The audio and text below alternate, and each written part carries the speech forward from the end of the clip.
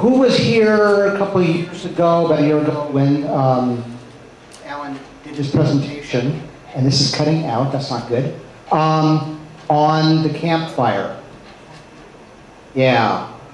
This is a follow-on. Alan was one of the people who was part of the recovery effort, and spent a lot of time up there, learned a lot of things about what was going on, internalized a lot of what that meant in terms of looking forward, and has a new presentation now updating us on the situation and what may be a role.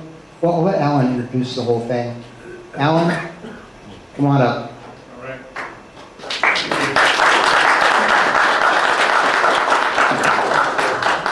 Thanks, everybody. Thanks for having me come back. I especially want to thank the Sierra Foothills Amateur Radio Club for having me come back. The first time that I did a presentation on any of this information was actually almost a year ago in January. And that was the first time that I did the presentation on the campfire, centered about the communications failures that occurred during the campfire. When the fire came through, one of the first things that it did was to burn out the power system and burn off the fiber optic cable, which almost immediately took all of the cell phone service out of action. And that created some really terrible situations and put people's lives at risk. This presentation kind of picks up, kind of overlaps with where that presentation ended off. Since the first presentation I did here in January, I've actually traveled around Northern California, and I think I've done about 40 presentations now on this subject. And so I've learned something new every day since January, and that you're going to see some distillation of that in this presentation. So does anybody not recognize what this is? Sounds missing. Any? Right. What was it, like a 2,000 kilohertz tone or something that they played all the way through it? This is a test pattern. For those of you who don't know, this is a test pattern that they used to put up on the TV screen at about 11 p.m. And that was when there was only 3 channels on TV. You could not, believe it or not, you could not watch TV around the clock. At 11 p.m. this would come on. And I guess you could stare at this for a few hours. So this is used to focus, and so I came across this, so we use it to line up the camera here. Let me give you my background for the folks that don't know me. I'm from Placerville. I've lived in El Dorado County almost all my life. And I operate a company there that does satellite internet systems. I'm the chief field engineer for installing satellite internet systems. 8 days after the campfire burned through Paradise, I was called up by a company that I do work for off of the East Coast. They asked me to find somebody on my side. They were going to send out 2 engineers from their side, and they wanted us all to go up to Paradise and help restore cell phone service. And so we scrambled to get people together. We had to find a place that was about 80 miles away, up in Oregon House, and every day we had to commute from Oregon House up to Paradise and back for a week to try and get the cell phone service up and running. Whole town had been evacuated. It was under 24/7 mandatory curfew. Only first responders could get in there. And so this is an outgrowth of what I saw and experienced while I was up there at the campfire. And I gotta say that it turned me into an accidental advocate, an accidental activist, if you will, for fire safety and for communication safety. Based on what I saw there, it set my hair on fire. So that's what we're going to pick up on this. I'm going to spend a little bit of brief time to explain what the problem is here, and then offer a suggestion for a solution. And this program is called Radio for the Rest of Us. And the reason why I call it Radio for the Rest of Us is we've all got this down, right? We all have our ham radios, so no big deal. If the cell phones don't work, we go, hey, I'll just pull out my radio. I can get on there. I can talk to anybody I want to. I can call for help. I can help other people. Okay, well, let's do a show of hands here first. How many of you have a spouse who does not have a ham radio license? Quite a few people. Now keep your hands up. We're going to ask some more. How many of you have neighbors that don't have a ham radio license? How about kids that don't have a ham radio license? Parents that don't have a ham radio license? Okay, I should see everybody's hands up by now. Some people have 3 hands up. I don't know how you did that. So. Okay. Anyway, the point is that the vast majority of us do not have access to these communication tools, nor do they even really think that they need them, right? Because they've got cell phones. And cell phones, we all have them, they're ubiquitous, that's part of the problem. You know, the Eagles had it right. We are all just prisoners here of our own devices, right? And that's the problem, is that we've foregone other forms of communication in favor of these cell phones. AT&T in our area for the last 3 years has been actively, quietly trying to kill off copper wire service. There is no more copper wire landline service that you can call up and order. And along with it goes DSL. If they had their way about it, we would all be using cell phones for everything, for making calls, for getting on the internet. And the fact is, most people do nowadays. Over 50% of US households only have a cell phone. That's their means of communication for both making calls and for the internet. When you get to renters, the number jumps to over 70% of renters only have a cell phone. No other means of communication, no landline service, no DSL service. And I call this why telecom fails. Why does it go down? Now, why telecom fails could also be expressed as WTF. Yeah. WTF, why telecom fails. Now, in one presentation I did, somebody said, oh, that must be like a Galaxy S7, right? So this was actually a cell phone that was recovered from the campfire. And the problem with cell phone service is that it is a single point of failure system. If that system goes down, all the cell phone service that depends upon it is going to go down at the same time. You will not be able to make a call. These are all pictures, except for this guy. This is something I got off the internet here. These are pictures that we took up in Paradise. I'm going to show you a few things here. This is a power pole. All of the power and the internet in Paradise and Magalia was overhead because it's a volcanic knoll. They cannot dig down in the ground and put these utilities underground. So when the fire came through, all these wooden power poles burned down, and these cell phone sites lost both power and internet. This is a view here of one of the sites where there were backup batteries that were in here. The fire went right through this fence, set that cabinet on fire, blew those doors right off of there when those batteries exploded. This is a generator that was at another site. A couple hundred gallons of diesel fuel underneath here. Fire moved right through the fence, set that generator on fire, and disabled the backup power. So now we have no primary power, we have no backup power, and we have no internet. And so these cell phone services went down. Now, even if we fixed all that, there's another problem here called mass call events. Mass call events occur whenever a group of people get on and they start calling all at the same time, usually because of a disaster or some event that triggers everybody to start calling, or they start, like in the case of a concert, they start uploading pictures to YouTube and so on and so forth. So this ties up the internet. These towers very quickly saturate and they cannot handle any more calls. And that's when you start getting that rapid busy signal telling you that all circuits are busy, try your call again later. It's because the tower has reached saturation. And we're going to use an analogy. Well, let's skip to this. This is some video, or this is some audio from Paradise. And this is of the morning of the fire, when there was actually a mass call event. And it was all the people calling 911. Let's see if we can, we're going to see how the sound comes out of this. See if this works. There's a fire in Paradise. No, there's not a fire in Paradise. There's a fire north of Concal off of Highway 70. Yeah, I'm on Rivendell Lane in Paradise, and I just walked outside. There's a lot of smoke from a fire that's north of Paradise, north of Concal, out of Highway 70. Okay? Okay, even though it's appearing it's black.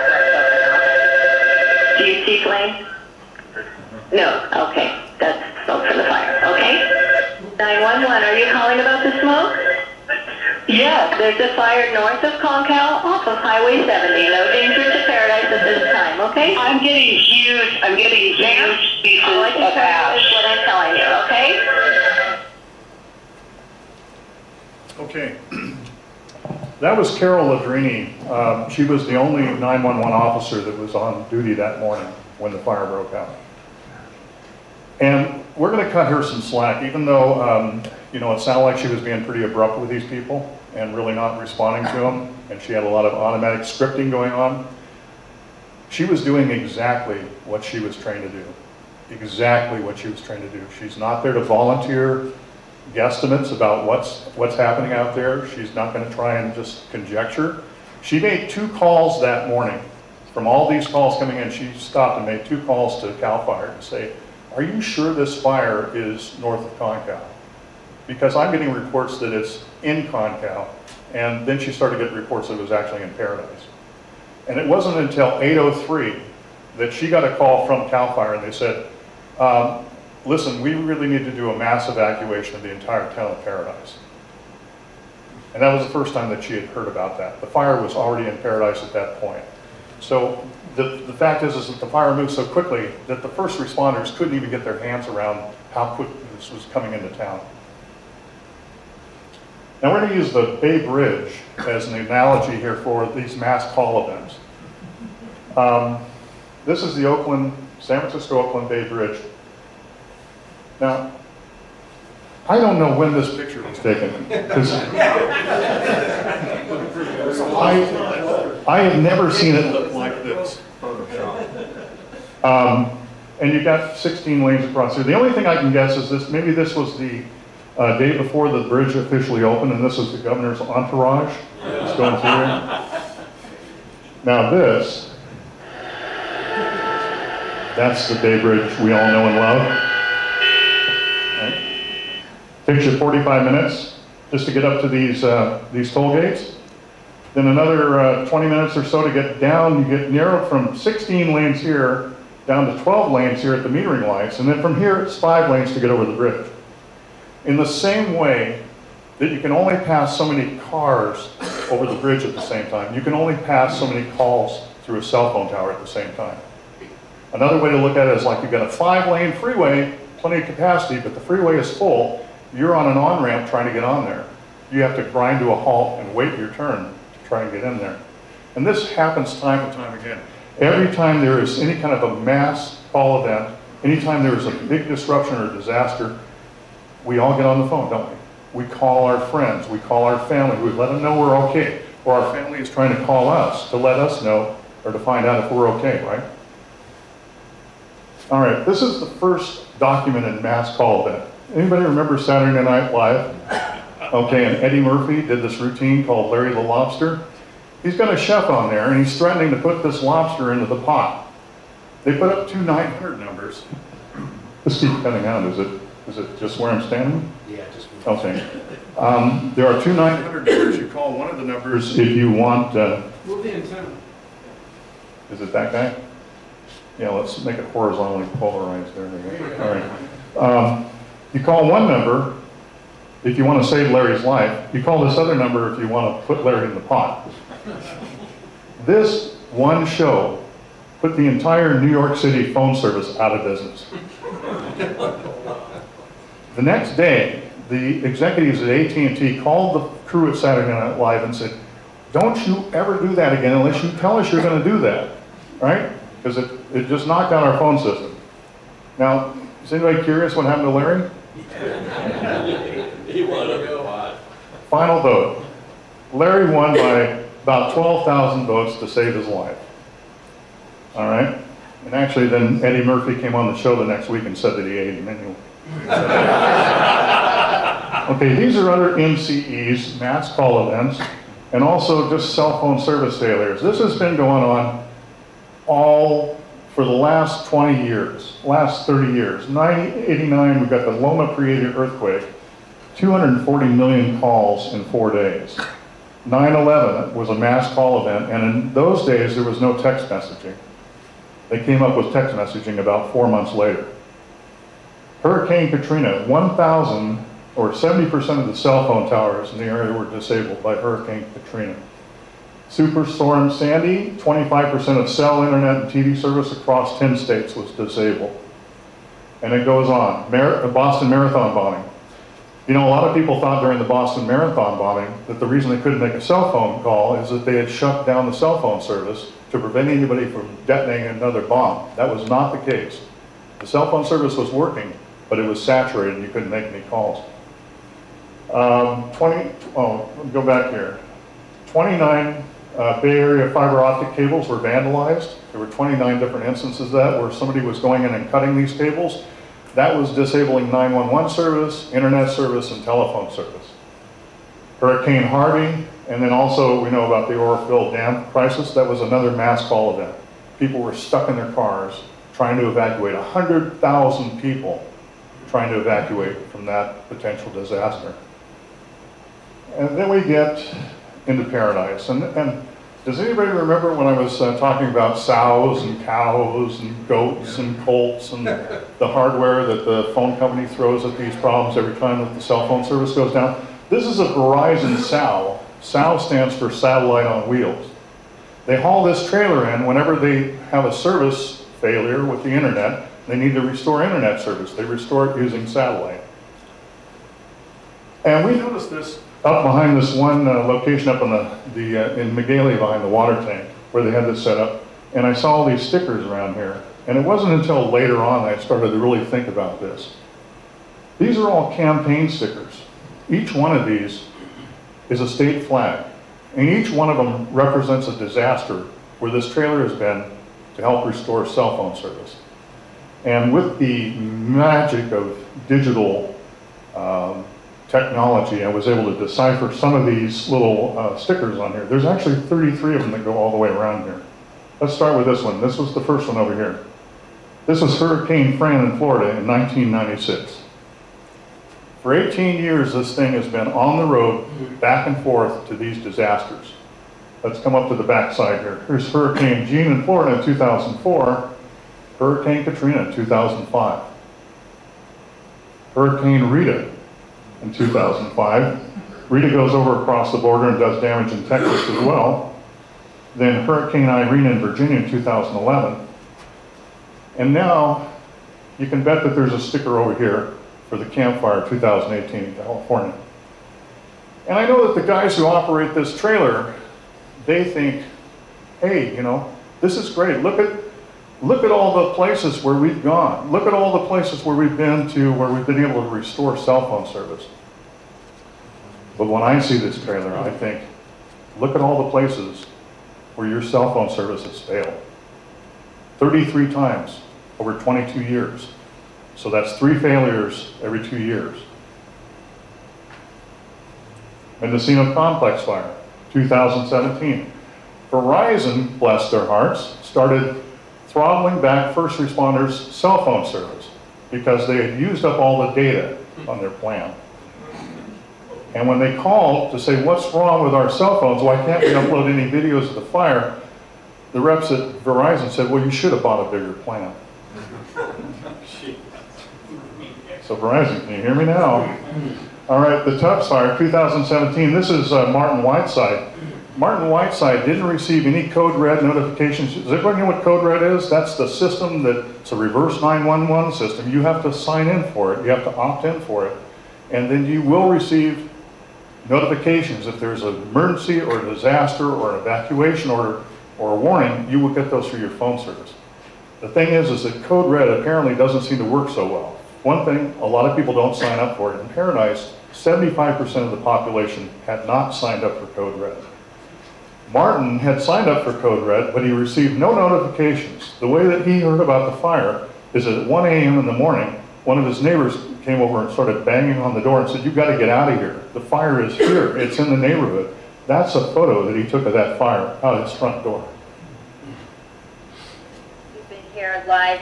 And right now we're being evacuated. That's why we are kind of closing out right now. We are going to leave the station because it is now unsafe to be here. So like I said, we have all the information on our website. And of course, we'll be updating from there just as much as we can. And we're going to go out on the Mercy Skycam for you, leave you with this picture. Once again, please evacuate everyone and stay safe. That was KRCR in Reading. So they actually had to evacuate the studio itself. So now we're losing, in some of these disasters, we're also losing radio and TV service. There's nobody there at the station anymore. And her comment about, well, we'll continue to upload stuff to Facebook. That's not going to help you if you're sitting in a car, stuck in a traffic jam, and you don't have any cell phone service. You're not going to be checking Facebook probably in the first place. And then we get to the campfire, and we talked about this picture earlier here. Here's a power pole, went right over into this after it burned over. And of course, no power at this location and no internet service here either. And I'm going to tell you, I can't prove to you that these communications failures directly cost anybody their life. But I can tell you this story, and you decide for yourself if you think that that's happened. Christina and Victoria Taft lived in Upper Paradise together in this house. Christina is a 25-year-old Chico State College student. On the morning of the fire, at 8:30, their neighbor came and knocked on the door and said, "Hey, I think there's something going on out here. There's a big plume of smoke off to the northeast. And so, you guys maybe better be aware of this."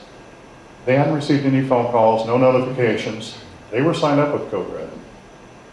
Christina argued with her mom for an hour. Said, "Mom, I think we've got to get out of here. I don't like this. I don't like what's going on. This doesn't feel right." Mom said, I'm not going to abandon my house. In fact, we were told not to leave unless we got a warning to evacuate, got an order to evacuate. She may have been responding to this brochure that had been circulating around Paradise. It's basically how to be prepared for a fire. And it says, if you're not within the immediate hazard area, not directed to evacuate by public officials, shelter in place. Christina, after arguing with her mom, said, Mom, I've got to get in the car, I'm going to go. You come with me. Mom said, no, I'm going to stay here.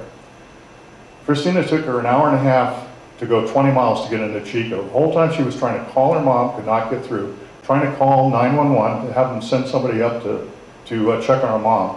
Couldn't get through to 911. And then what she did, they said, sorry, there's nothing we can do. Your mom needs to get out of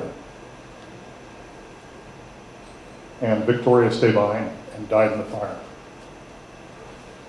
And this is across, this fellow Greg Zanis came out from Chicago, drove out with his own money. He erected 85 crosses, one for each person who died in the fire. Okay, and now we get to these power shutdowns. So we don't even need a fire anymore to shut down the cell phone service, do we? The cell phone service went down in October when we had these power shutdowns. And it was pretty dramatic.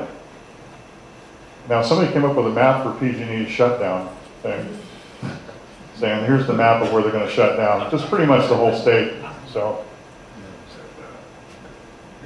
and here's a little bit more, kind of a little more accurate statistic. These are the areas that were affected by the shutdowns in October 2019, and these are color-coded by the percentage of cell phone service that went down. And you can see that Marin was affected pretty dramatically. Over 57% of the cell phone and internet service went down in Marin County. Calaveras, they took a pretty good hit. El Dorado, 14.7%. That's about 28,000 of the population that was cut off from cell phone service. The worst part of this is that if there had been a fire and they had sent a code red alert out and your cell phone service is not working, you are not going to get those notifications. And if that's the only way you're going to get your safety information, you are cut off. Between El Dorado County, Placer did a little bit better, 6.3% of the population, but that still represents about 24,000 people. So just between our two counties, we had over 50,000 people that did not have any cell phone service or internet service. Okay, so during a disaster, how do you tell people that first responders can't rescue everyone that needs help? This is a short piece of film from James Gore. He's the District 4 Supervisor of Sonoma County, and he's doing a presentation for FEMA on building resilient communities. And this is what he had to say about that. It's a very sobering sobering message to relay to your community that is in your time of most need, you might be alone. And I was recently with a dear friend, a chief of a fire department up in North County, who said that at a town hall. He said, unfortunately, when you need me most, I probably won't be able to get to you. Let's just let that soak in for a second. When you need me the most, I probably won't be able to get to you. You know, I think we all have this common shared notion that you pick up the phone and you call 911. If you've got a heart attack or, you know, there's been a car accident or something that's happened, you call 911, and within minutes, you've got a first responder there. You've got an ambulance or the police show up. But in these events, when there's so much going on, the first responders are overwhelmed. It's not stuff that they can put their hands around to try and deal with. So we're basically on our own at this point. And I'm going to play another piece of film here. This is from... Calling 911 is an option, but there's a good chance nobody's going to show up to help you just because of the magnitude of the incident. It's this. Let's say a disaster hits the Paradise Ridge. Then, let's assume every CAL FIRE engine and crew rush in to help, along with everyone from the Sheriff's Department. Then, let's add the 20 personnel from the Paradise Police, and a dozen ambulance crews, and every CHP officer in the county. Now, let's call out every fire engine in nearby Chico and Orville, and everyone in the Chico and Orville police departments. Being generous, that's 1,000 people. On the day of the campfire, over 52,000 people lived on the Paradise Ridge. Even with every single first responder in the county working at the top of their proficiency, there are tens of thousands who will need to self-evacuate without the aid of anyone. This is not because government cuts corners on disaster preparedness. It's not because first responders are not willing to risk their lives to save the day. It's because there are far more people than any town, city, or county can handle. A little bit sobering, huh? You think about it. That at the time that you might need a first responder the most, they won't be able to get to you. That's just a fact of life. Okay, so now that we've established the problem, maybe let's look at a potential solution here. What you can do, hopefully you don't panic too much, maybe a little bit, because I think that's a healthy reaction to have to this.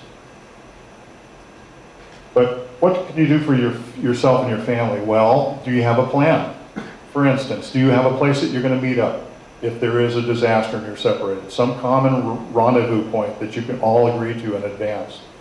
Do you have a phone number of somebody who is outside your area that you can both call and leave messages at, if you can get to a phone? Do you have, do you run around with your gas tank only with a couple of gallons of gas in there? Because people's cars stopped running in that evacuation in Paradise, and they had to abandon their cars and flee on foot because they ran out of gas. So during fire season especially, it's probably a good idea to drive around with over a half tank of gas in your car at a minimum. Do you have cash in case the ATMs don't work because there's no internet service? Do you have maybe $300 or $400? Do you have a supply of medications that's going to last you for a week? Do you have pet food? Do you have carriers for your pets? You could do a whole course just on disaster preparedness to be ready to take off, to grab and go in the event of one of these disasters. So those are just a few things, but have a plan. Have a plan on how to evacuate you and your family and how to get them safe. What can you do for your neighbors? This guy, he was a maintenance man at one of the trailer parks in Paradise. He drove his truck right through a fence in the back of the trailer park because the front of the trailer park was closed off by the fire. And he made several trips in and out of that trailer park to bring people out of there to safety. This was a retirement community. 85% of the people in that area were over 65 years of age. And most of them lived in these little trailers, and the trailer parks all burned down. Proximity of a trailer so close together, almost guaranteed that one trailer catches on fire, the rest of them are going to burn down too. This guy is a hero, and there were thousands of heroes that day up there, and then afterwards too. And what can you do for your community? You know, I was never at a supervisor's meeting, a board of supervisors meeting in my life until last year. Now, whenever there's a cell phone tower that's being considered for a permit, I go to that meeting. If it's the county planners or the board of supervisors, I am there at that meeting because I want to make sure that they see these photos and that they think about this process to require these guys to have backup power and to have backup internet and to have a resilient site. We saw site after site after site where they allowed the brush to go right up to the edge of the fence, which set the towers on fire. You know, there's a law in California, Public Resource Code 4291, that says you're supposed to maintain a defensible space around any structure. We didn't see any evidence that that was being observed at all. So, you know, make your voice heard. This is stuff that we can do on a local level. It's not going to get done on the federal level. Feds have been after the cell phone providers to have backup internet. There is no regulation that they are required to have backup internet. Now, most of them do, but there's no regulation as to how long it is. One guy I talked to who is a cell phone technician for T-Mobile in Paradise, I asked him, how long is your battery backup going to last? And he said 30 minutes. 30 minutes, that's it. And then everything goes down. Just this last Wednesday, there is a Senate bill that's been put forth to require that cell phone towers have 72 hours of backup power available to keep them up and running. You know, this is getting serious, and now it's got the attention of the state government to try and fix this problem. But in the meantime, what can radio clubs do? That's a good-looking group right there. Yeah, I don't see Brian in there though. You were gone, right? It's like, okay. He doesn't go to that event. Yeah. It's like, where's Waldo? Where's Brian? All right, what can radio clubs do? Well, you know, radio clubs, I'd like for us to think outside the go box. Okay, we're pretty good at MCOMs, and we're pretty good at you know, our motto is, you know, when all else fails, right? When all else fails. Well, how about before all else fails? Maybe there's some things that we can do to help prepare our community and help make ourselves a little bit safer. Aren't we, you know, communications experts? Rather than being ham radio guys, aren't we really communications experts? We know all different aspects of communications, right? This is what we live for. Who better to implement some programs to keep people safer with radio than ham radio clubs? Who better to lead the way? Okay? There's some other people here. You might recognize a few of these folks. There's Brian. Okay. All right. It's in our DNA, isn't it? You know, this is right up in the first paragraph of the requirements here, you know, provisions in Part 97, is recognition and enhancement of the value of amateur service to the public as a voluntary, non-commercial communication service, particularly with respect to providing emergency communications. So how do we do that? These folks are not going to get rid of their cell phones, right, and start getting ham radio licenses. It isn't going to happen. But maybe there's a kind of an in-between solution here. And this is where we're working to implement community radio programs. This is not ham radio, this is community radio. We'll talk about the difference. Let's compare amateur radio to personal radio services. PRS is kind of a broad category. It covers CB, FRS, which is family radio service, and GMRS, which is general mobile radio service, and MERS, right? And I don't have MERS covered in here. MERS doesn't really fit into the whole picture, I think, as well as these other services do. Okay, so amateur radio. Okay, cost. Well, that's what Brian told me. He told his wife that he paid for his equipment. And that's probably a little bit low. He also said that I hope she doesn't sell my equipment for what I told her I paid for it when I die. That's probably a little bit better there. Okay. By the way, that's Kate Karlamova in Russia. It probably gets a little more expensive if you've got a Russian girlfriend who's also a ham radio operator. So just keep that in mind. Here we go. That's probably a little more realistic. This is George Ohm, W9EVT. He lives in Washington Island in Lake Michigan. He has over 1,000 radios lined up through here. He's got this huge building back behind his house. Now, can you imagine how much stress he has to go through every morning when he walks in there trying to decide which radio he's going to use that day? Terrible, awful, horrible. I recognize that one. I used to have a radio like that. Okay, highest power and longest range. That's a stepper antenna, the antenna that everybody wishes they could put up, right? Nobody can afford to do it, or they've got an HOA that won't let them. And it requires an exam, doesn't it? We have to know some technical stuff to be able to get into this business. And it can use repeaters. Well, that's a neat thing, because repeaters helps extend our range. All right, let's look at Citizens Band. Got Smokey there, and maybe, you know, it can get a little expensive if you put a 1,000-watt linear amplifier in the trunk of your car. Lower power, 4 watts supposedly, or 12 watts single sideband, 40 channels, it's channelized, but it has its own jargon and its own culture, doesn't it? And it's not especially family friendly. Not something I'd really want my kids to be tuning into, and they can't use repeaters. It's not in the spec. So now let's look at family radio service. Family radio service, cheap. It's up in the UHF range, just above 70 centimeters. 27 or 22 channels. Uses lower noise FM, but it's limited on its power, only 1/2 to 2 watts. And it's also just only HTs with fixed antennas. You cannot take the antennas off or you'll break the radio. And they're readily available everywhere. You can get them at Home Depot or Lowe's or Best Buy or Radio Shack, if you can find a Radio Shack somewhere. But they're simplex only, they can't use repeaters. Now this is where GMRS comes in. It's the one personal radio service that's the closest to UHF amateur radio. And here's why. Other than it's cheap and easy to use, it's cheaper than ham radio. I've got a few of these here. This is 3 of these little handy talkies. They'll put out about 4 to 5 watts. And this was $100. Amazon Prime, free shipping, you know. This, of course, is part of the marketing hype that these companies always get involved in. It's not going to be anything close to that. We know that. It's probably good for maybe 2 or 3 miles if you're lucky. It just depends on the terrain. 22 channels, including FRS channels, so you can see how this stacks up. GMRS gives you a little bit more oomph. So FRS can only use 2 watts on these channels, but GMRS can use 5 watts. They're both limited to 1/2 watt on these channels right here.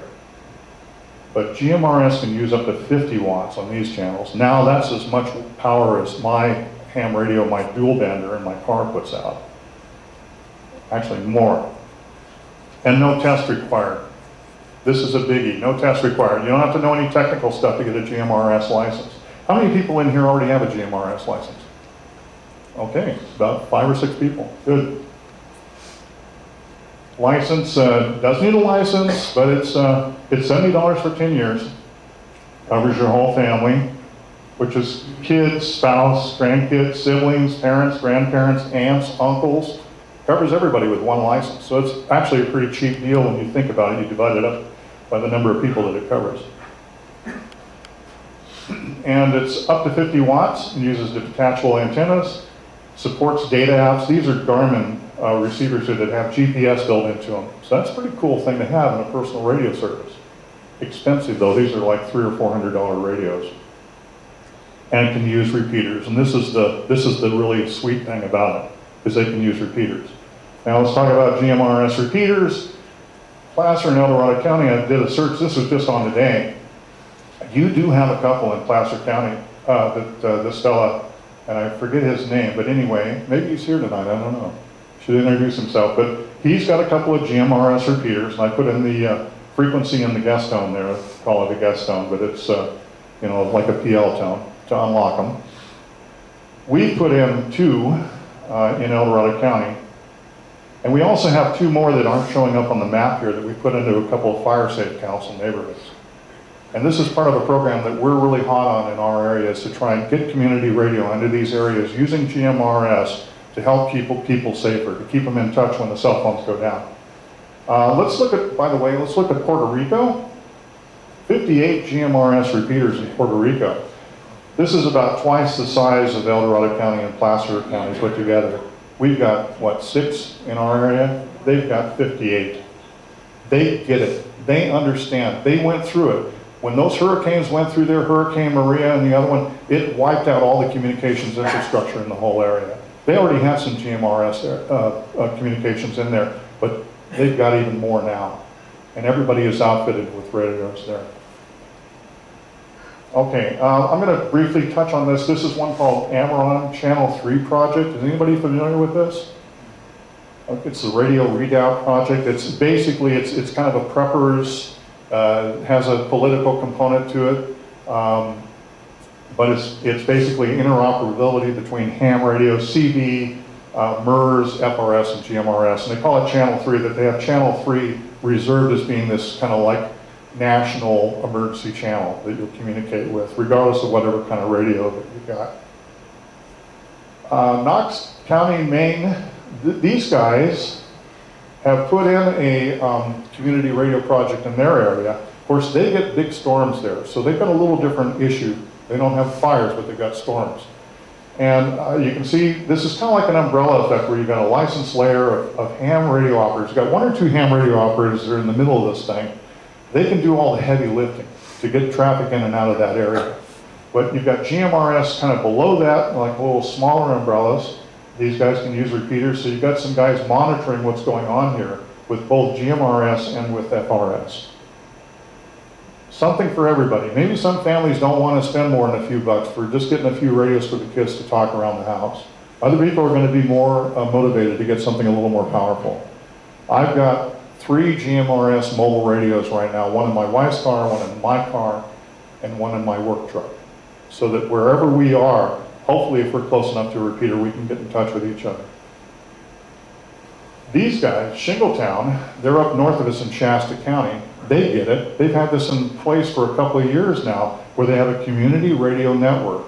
And they're always happy to talk about this. Anybody wants to chat them up about it. They've got repeaters set up. They're doing nets. They've got a whole program built around community radio. And then this is Portland. Now this is not quite personal radio services. They're using these ICOM 4001 business radios here. But they've got all these 48 equipment caches that are stashed around Portland in case there's any kind of a disaster there. They've got CERT teams and people that are trained to go to these sites and man them to provide a communications point for these local neighborhoods. So they get they take a portable table out there and some chairs, and they set up a tent, and that's where they work from. And all of these things are stocked with medical supplies and water and radios and everything that they might need in an emergency.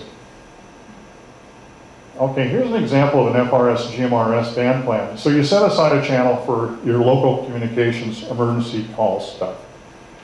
2 to 7 simplex low power communications. Remember, we can only run about 5 watts with GMRS here and up to 2 watts with FRS.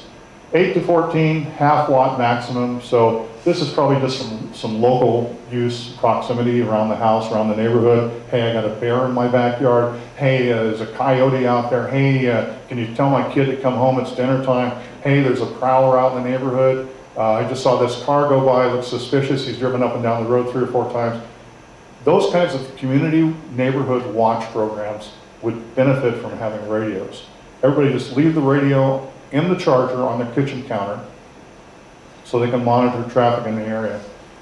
And then of course, then you get up into here, and now you can use higher power, and you can also use repeaters from 15 to 22. Okay, this is what we're doing over in El Dorado County. This is some members of the El Dorado County Amateur Radio Club. This is Bob Hess. He set up a GMRS repeater. We find a host, resident who wants to keep the repeater going. Hopefully they've got a generator or solar backup or both, so that it doesn't go down if the power goes down. Usually located in a fairly high location, right, so that they can reach the rest of the neighborhood. This is Bob up on the ladder putting up a GMRS antenna up here. A couple of guys, Michael Pico and Craig Oldham. And then they also have a trailer now, an Aries trailer that they've been using. They're outfitting that with GMRS. And now we can take this to like fire safe councils and demonstrate how GMRS works with a repeater. And this is one of the residents in the Oak Hill Fire Safe Council who is using a radio. She's got some kind of a Baofeng there. By the way, how many people have a Baofeng or will admit to having one? Okay, well you've got a GMRS capable radio right there. It may not be type approved, but it is GMRS capable.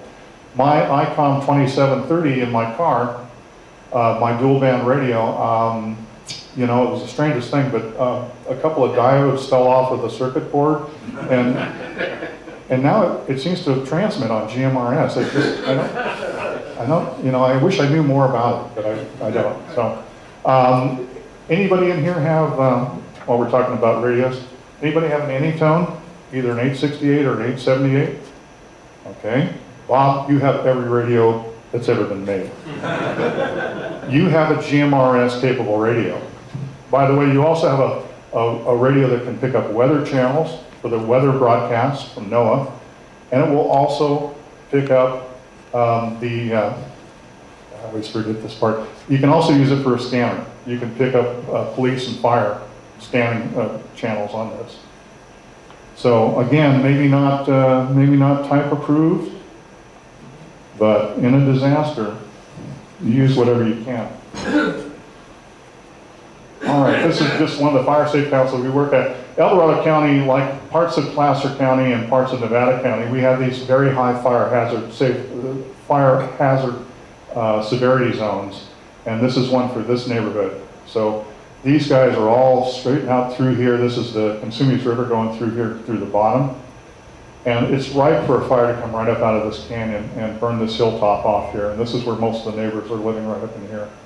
So we've got a GMRS repeater in there. We do drive-arounds where we check the signal levels, and then we map all that, and then we adjust the antennas so we get better coverage. Some people may still have to have a directional antenna on their rooftop.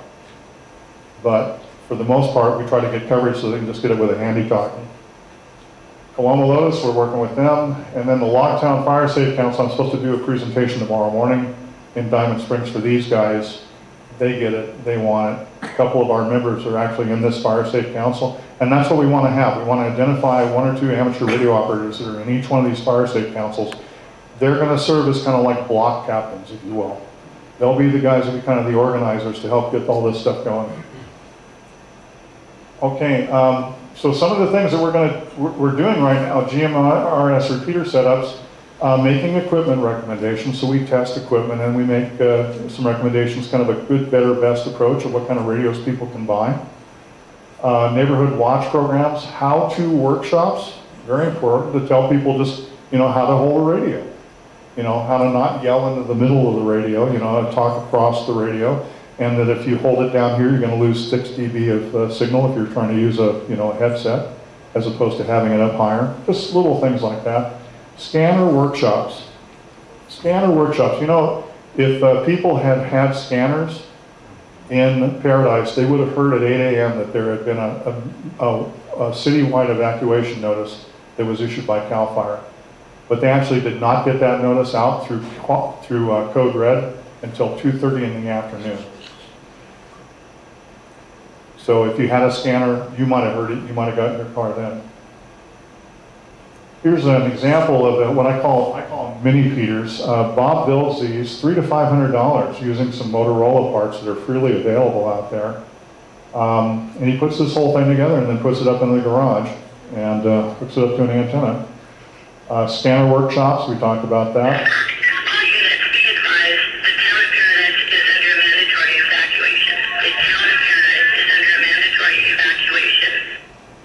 That would have come through a scanner.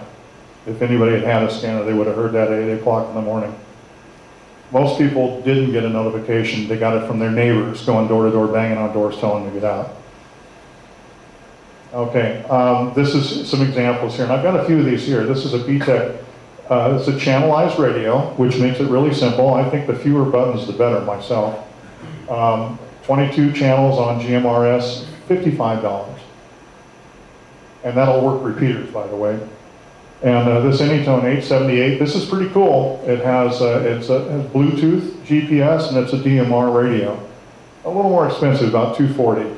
Okay, and this is probably for the button pushers that are in your neighborhoods. Most people probably won't want to go this far.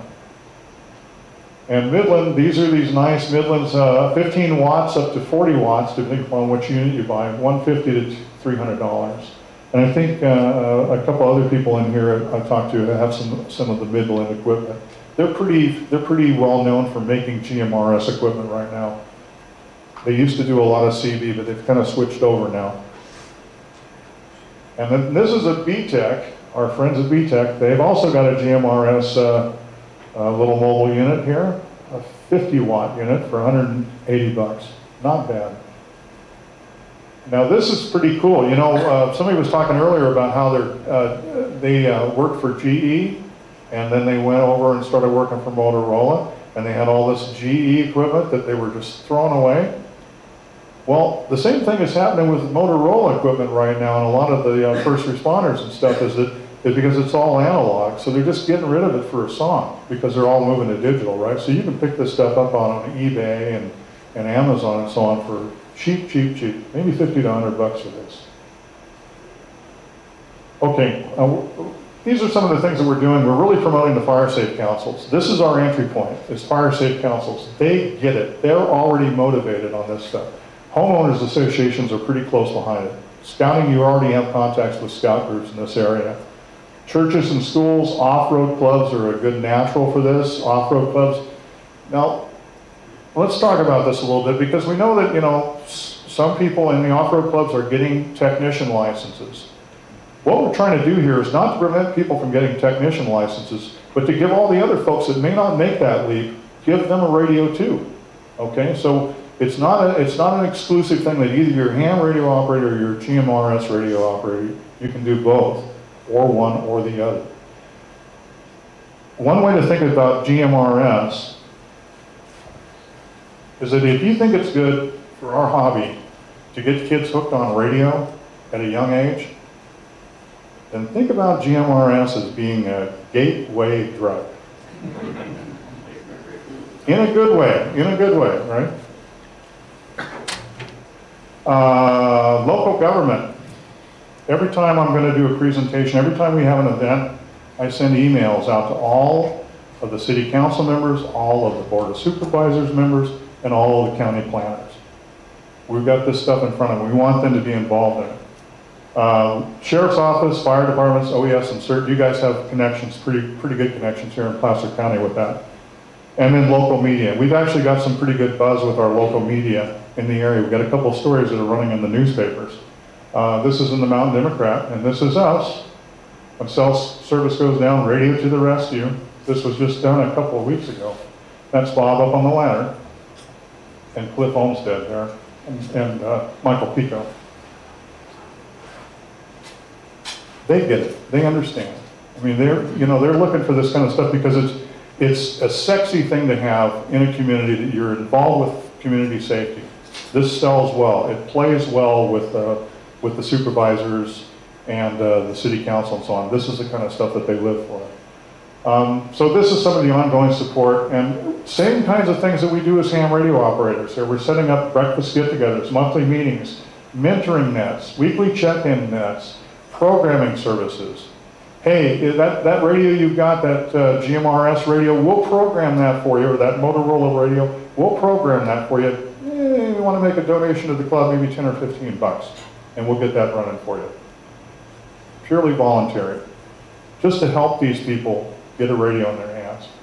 Workshops, storm warning events, get people to check in every hour, monitor to see if other people are safe. The same kind of stuff we do. Why not invite them up to field day? Aren't we always trying to get the public to come to field day? This is a good way to do it.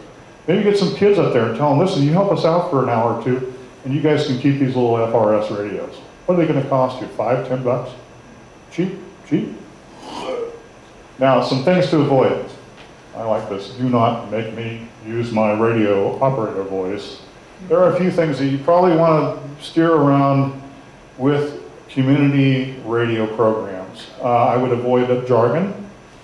They're not going to understand Q codes. They're probably not going to understand military time, or they will and they don't like it. So, keep it simple. Instead of talking about megahertz and gigahertz and where it hurts, and I ask you, how does this radio work? The answer is, it works really good. Really, really, really good. That's all you got to tell them. Oh, and one other thing here too. Avoid air copying. This is, if we're going to do community radio, you're going to have to be prepared for people that are going to be a little less disciplined than ham radio operators. Maybe not necessarily, though. I know a lot of ham radio operators are not very disciplined. But if you get into telling them what the rules and regulations are and trying to play air cop with them, you're going to blow them out the door. They're not going to stand up for that. They're going to leave. They'll take their radios and they'll go somewhere else, but they're not going to listen to you. Okay, some final thoughts, and then I'll let everybody go here. Thank you for your patience, everybody. You know, our hobby has gone through these ups and downs, and it's been difficult really to gauge if it's really growing. It seems like it's kind of in stasis almost. We pick up some incremental numbers, but it's been increasingly difficult, more difficult for us to gain members because of all these other technologies that exist out there that compete with ham radio. People say, why do I need a ham radio? I got a cell phone. These community radio programs, if you can get these things implemented, this becomes a conduit into your club for new members. We've already had people say, hey, you know, I like this stuff. I want to get a ham radio license. Tell me more about what you're doing with ham radio. So it becomes kind of like a recruiting tool almost. And it also puts your club in a really positive light with the movers and shakers in the county. They care about this stuff, and they like that when they see this volunteer effort. We've had people at fire safe councils ask us, well, you guys are going to do all this, but how much is this going to cost us? How much money are you guys going to make from this? And we tell them, no, this is all voluntary. This is what we do. They can't believe that. They can't believe it. We've actually had some members that were former members of the club that kind of just fell away and they haven't really been involved. We've had them come back into the club because of community radio, because they see that. We had one member who bought 5 GMRS radios for his 5 neighbors on his street that are all elderly. And he just did that on his own, just so that they can stay in touch, just in that neighborhood. He understood the benefit of it. So I'd like for you to think about it that way. It's like a little broader expansion of what we do in our communities to help keep all of us safer. Thanks, everybody.